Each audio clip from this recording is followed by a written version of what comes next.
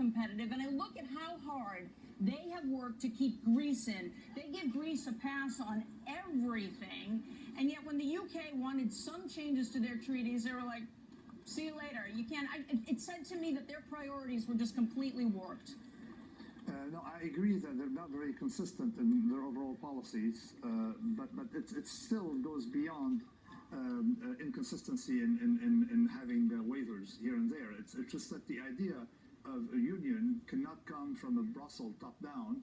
It got to come much more organically. And unfortunately today, unfortunately for them, people are building their own, relationships. So, and countries can build a relationship.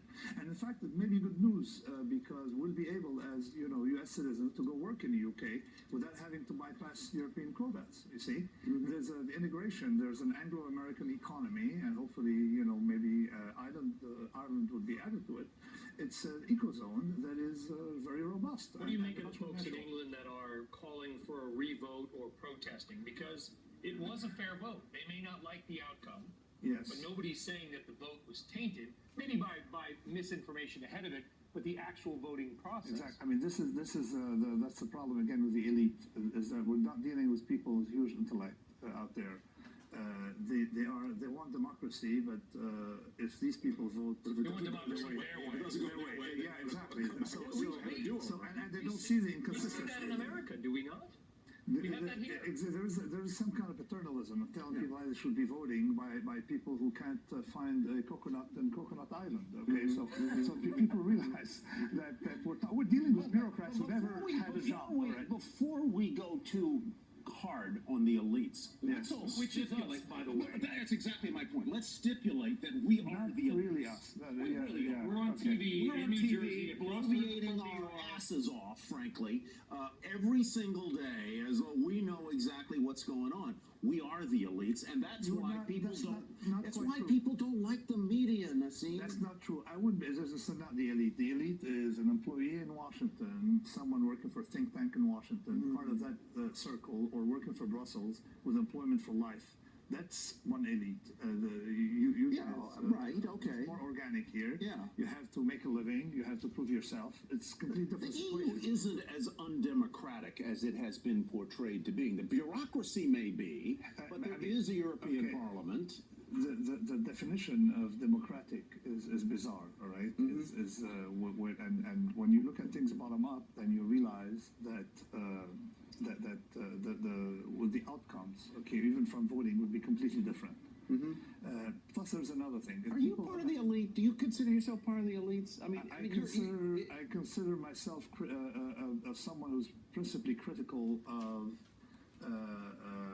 the people who use scientism. Scientism is the misapplication of science to problems. And I don't mean to be critical of you. I mean, I just wonder whether you think you I don't know. I don't think. If I'm part of elite, it's not that elite. Not that elite. Not that elite. Not that elite. Elite in another way. Can we talk about the science of earthquakes for a second? Bear with me here. Earthquakes begin obviously with the shifting of tectonic plates. Right. You don't see them. You don't feel them generally, and they're very slow. And they hook, and there's pressure and pressure and pressure, and finally they give, horizontally or vertically, and we get an earthquake. Do you feel that Trump, Brexit, Bernie Sanders to a way that is the beginning of a shift that may start the broader earthquake politically around the world? I kind of agree with that. I wonder whether this is the beginning of a revolution. We'll look back in 20 years and say 2016 was the year. I am fully in agreement. Things start, abruptly. I'm not saying it's true. I'm asking the question. No, things start abruptly. I mean, you don't have, and you have waves, and of course we have a wave, and I think that has not, it is spreading. You can see it. I saw it even in my own country of origin, Lebanon, where the municipalities were taken over now by people outside the establishment. So it's not so much let's use the notion of establishment versus people who are not in the establishment. Twitter allows you to communicate without using the New York Times. I can come here, express my ideas, uncensored by anyone. Okay, you didn't have that. We elites don't like that. Yeah, because that democratizes. Let's use establishment, not the voice. Let's use establishment. Probably okay. So establishment is less thought. They want exactly. They have their own way of thinking. And if you deviate from it, they need a new election. And they've been patronized. demonizing the bottom 30%, and the bottom 30%. That means these people are, intelligent. They know what they want, and they realize that hey, maybe that game is not for them.